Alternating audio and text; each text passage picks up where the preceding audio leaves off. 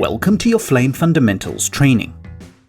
One key requirement of anyone doing finishing, VFX or grading is the ability to create animation.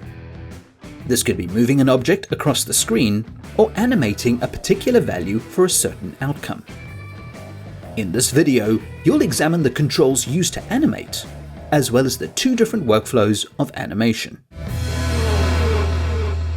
To illustrate the basics of animation and the sliders, you will work on this graphic in the sequence.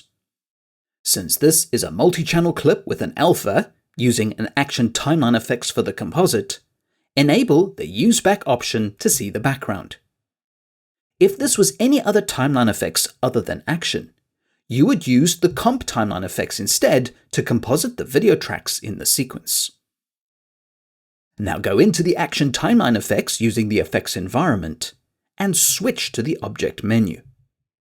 Choose Axis Layer 1. For this part of the video, ensure Auto-Key is off. Now when you look at any slider, it will always start with a default value. As soon as you adjust the value, an asterisk will appear telling you that this slider was adjusted at some point.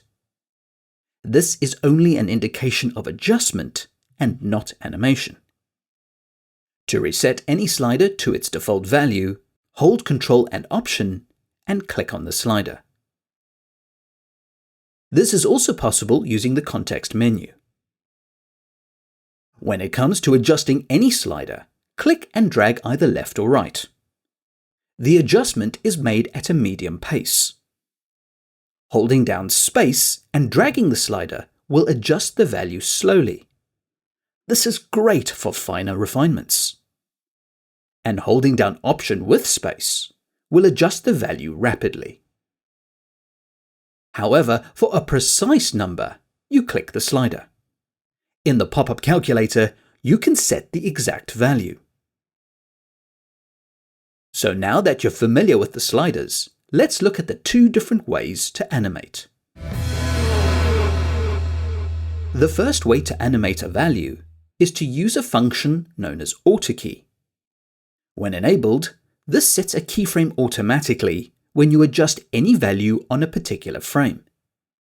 For example, go to the first frame, ensure proportion is enabled, and set your scale to 0%. As expected, the graphic scales down to nothing. Looking at the scale sliders, you will see a yellow indication under the values. This means that these channels are animated and there is a keyframe at the current frame. If you advance 6 frames forward, you will notice that the indication turns blue. So the channels are animated, but there are no keyframes at the current frame. As soon as you scale up the graphic, a new keyframe is generated and the indication goes yellow again. Scrubbing the time bar, you can review the animation as well as navigate to the keyframes on the scale channels. As a big tip, you can see and navigate the keyframes in the time bar because the channels are selected as soon as you adjust them. If you don't see any keyframes in the time bar or want to select another channel, hold Shift and click on the sliders to select the channels. It is important to know that once you have animated a channel and you've turned off Auto-Key, any further adjustments to the channel will have an orange indication. This means that the adjustment will be ignored unless you do one of two things. Either enable Auto-Key and readjust the channel, or manually set a keyframe in the channel, which you'll see in a moment. The second way of animating in Flame is to use manual keyframing. Unlike Auto-Key, you need to explicitly set keyframes after any adjustments.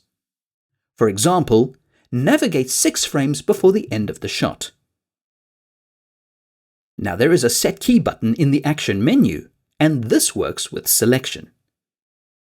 So if you were to click on the Axis tab to select all the channels in this menu, setting a keyframe will keyframe all the selected channels. Remember to use Shift and click to select a channel before using the Set Key button. So keyframe the Y position channel of the current axis. Now go to the last frame of the shot.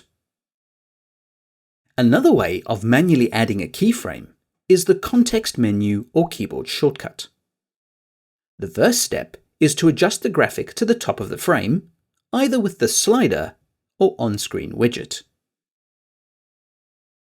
Since the Y position already contains an animation, the indication under the value goes orange. As a reminder, this adjustment will be ignored unless it is keyframed. So right-click on the Y position channel and set a keyframe at the current value.